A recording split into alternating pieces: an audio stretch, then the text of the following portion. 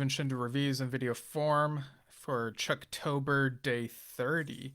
This time talking about Chucky Season 3, Episode 7, There Will Be Blood. Directed by Amanda Rowe, written by Catherine Shatina and Josh E. Jacobs, and aired April 24th, 2024. So, wow, the penultimate episode of this show. Hashtag renew Chucky, hashtag review Chucky, hashtag save Chucky. So let's look at the credits of these people who I've not talked about before. So director Amanda Rowe has some interesting stuff on here. There's a few things I don't recognize, but directed 3 episodes of Shadowhunters. Never seen that. I have seen Cloak and Dagger, the Marvel show. Directed an episode of that. 2 episodes of something called Light as a Feather, 3 episodes of Siren. I don't know what that is. But Doom Patrol, my favorite live action DC show, directed an episode of that. Oh, which episode was that? I'm really curious. Okay, it would have been season 2, episode 8, Dad Patrol.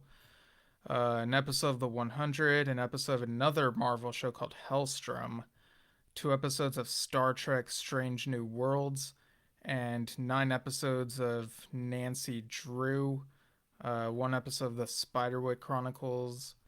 And I guess I might as well also mention the earlier stuff. A 2013 short called Mitten, a TV show called She and Her, the 2017 short called Alone.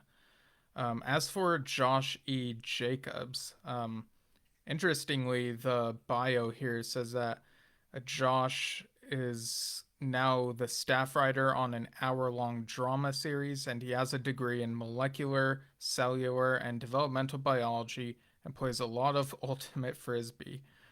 But as for Josh's credits, was a writer on a 2011 video called Keeping Time. Maybe that's a music video. I don't know. Short in 2013 called New Haven, Connecticut 06520. Short in 17 titled Outside the Lines. A short that same year called Whip It. Another one in 2021 called The Jungle. So it seems like mainly a writer of shorts, but was also a script coordinator for 8 episodes of A Friend of the Family. That's a mini series. I think someone else I've talked about here was involved in that. And is also script coordinator, it seems, throughout this third season of Chucky. And also has some assistant credits on a few other things. So, yeah, this is a pretty good one. They're dealing with the aftermath of, you know, people know that the North Pole got blown up and that there was a power outage at the White House.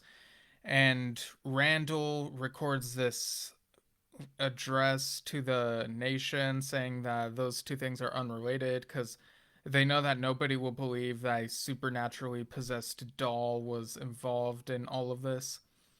Um, and yeah, there's just some shady stuff going on with the government here in this episode. The vice president, I think Rhodes is his name, the guy who's the same actor that they have for Lexi's dad in season 1 and who played Dr. Foley in Cult of Chucky.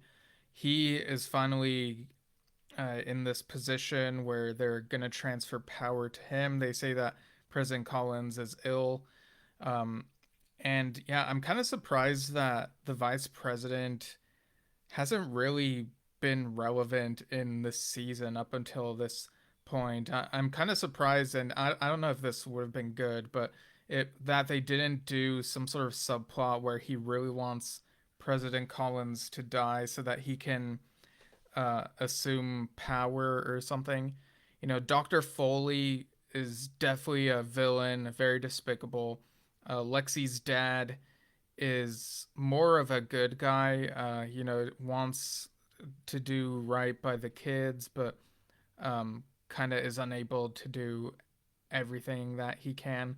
But this vice president character that he plays feels like he's kind of just there, and he is following orders from Price, so he is complicit in the duplicity. So not quite innocent, but Randall, President Collins' double, is, feeling not so good about some of the stuff going on. He tries showing sympathy for Mrs. Collins, and they both really miss James, President Collins. Um, Price tells Charlotte that they're gonna say that President Collins has brain cancer, and they acknowledge how insensitive it is because of Joseph's passing due to cancer. And yeah, this is pretty messed up stuff. All these things that Price is up to.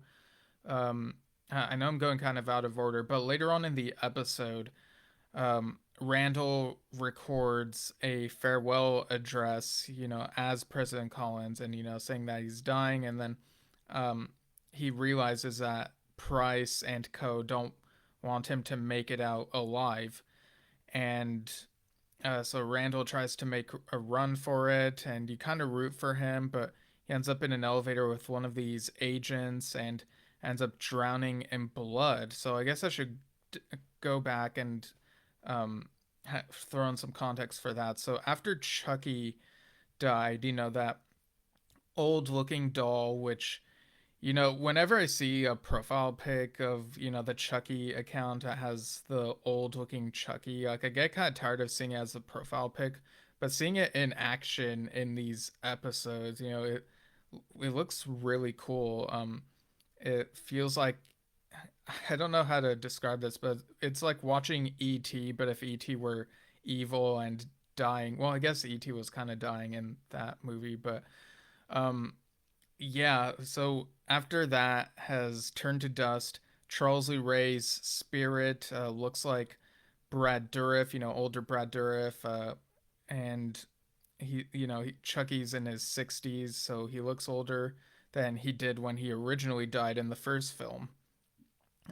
He goes to the reception area, and along the way he sees President Lincoln, and he also sees Teddy, whom he shot and still has a gunshot wound in his eye, and even mocks him with like a finger gun motion. But he sits down at this desk where what looks like a Chucky doll is talking to him, but it's actually Damballa, and he takes the form of the person that Charles reveres the most. So, he's a pathological narcissist, and we've known this. Even Tiffany has called Chucky out on this, how he is so self involved and loves himself more than anyone. But, they have this back and forth. Uh, Chucky tries arguing that he has made 13 sacrifices in Dimballa's name, and describes them, and Damballa thinks that these kills are not very creative and he's just coasting. um and I don't know, are these uncreative? I thought the flag one, like, where else do you see that? Like, I don't know. But um he basically, he almost gets a one-way ticket to hell when he insults Dembala, but then begs, and Dembala decides to give him one last chance and says that he has to try to be original and kill some more people, like as a ghost. So that's how Chucky is going about things now, and making blood drown people and stuff, making things float. The trio meet up with this person who has been sent in by Price and company to make sure that the house, the White House, is cleaned of its, hauntedness, or whatever you want to call it. And this person sees echoes of those who die and ghosts and whatnot. So they eventually end up doing a seance because, Caroline Lexi's whole thing is, in the previous episode, she wanted to prevent Chucky's death so that she could find out where Caroline is. She still wants to find her sister. So now they're trying to figure out how to get info from Chucky in the spirit realm. So this group takes part in a seance, with people have been sent in. Um, Charlotte has been sent away along with Henry, but Grant wants to stay behind, and he closes her car door, and the car just drives off like without the driver even trying to bring Grant back in. It's yeah, I don't know. But there's an agent who is on Grant's side and tries helping him, and they knock someone out, and yeah, like they all end up being part of a seance, however it's pronounced. So yeah, that's how Grant and the trio get involved. And during the course of this, there's a lot of water flying around, and then Chucky throws an amp and it electrocutes a few people, killing them. But I think Price is still alive, and so are the teens. Um, I need to refresh myself of some of the things that happen here. Um, let's see. Oh, Carol Lindstrom is the name of a parapsychologist, and it's Timmy Nash. Um, let's see.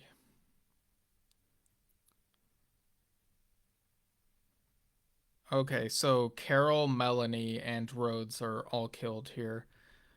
So yeah, Rhodes is pretty useless in this season, basically.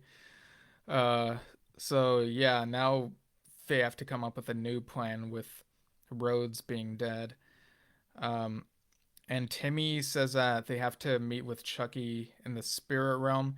Jake volunteers. He says that he has a strong connection to good Chucky, which I guess is still a part of Chucky's soul. Like Chucky's soul is splintered in the spirit realm or something.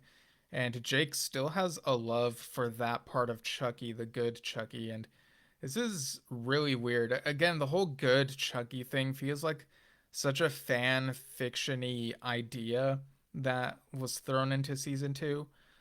But I do kind of like how that's become somewhat relevant again for this, so that it wasn't for nothing. Again, this franchise takes some of the things that were not so good and utilizes them later on again in a way that kind of works for me. But of course, Devin doesn't want Jake to go, and they argue back and forth. But Jake has to go in because of the strong connection to Chucky, and they decide that the three of them should try going in. Um, and I'm trying to remember if Grant is also gonna go, and he definitely volunteers. But oh right, yeah, he volunteers, but he doesn't want he is not allowed because his anger will only um draw Chucky or something, like it'll strengthen Chucky. So yeah, it's up to the trio now. And meanwhile, Tiffany is on death row. Erica's dead.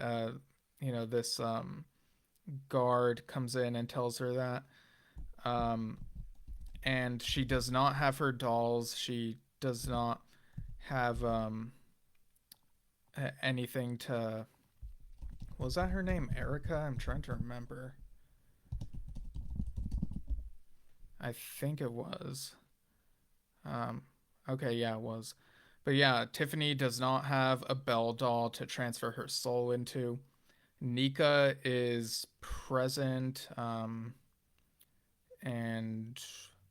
I'm trying to remember how Erica dies. Um, let's see. Does she gets killed by a sniper or something, right? Um, oh, she's hit by a car. Okay, got it. Yeah, she's trying to do Tiffany's bidding and got hit by a car. Um, so while Tiffany is about to die, Nika is present, and happy birthday to Fiona Dourif. So yeah, Nika is in very little bits of this season. I feel like her screen time has been decreasing by the season, which I don't know how to feel about that. Like it's she was the main character in Curse and Cult of Chucky, and it felt like her story was not finished, and so it feels like it's been drip fed to us throughout this TV show. but she says she talked to Gigi. There was an earlier episode where she said that she talks to Gigi every day, sort of taunting Tiffany. Tiffany does not get to be in touch with her child, but Nika says that she talked to Gigi that morning, and Gigi wanted Nika to tell Tiffany that she was a good mother and always protected her child from harm. But then Nika has to conclude by saying she knows that Tiffany's going straight to hell. So yeah, it feels very in character for Nika to at least throw in um, one last sting against the woman who put her through hell.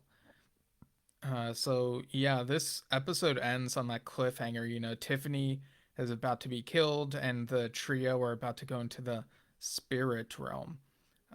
A very strong ending for this episode. So yeah, I think this episode, I think I like it a little more than, or maybe on par with the previous one. Actually, I don't know.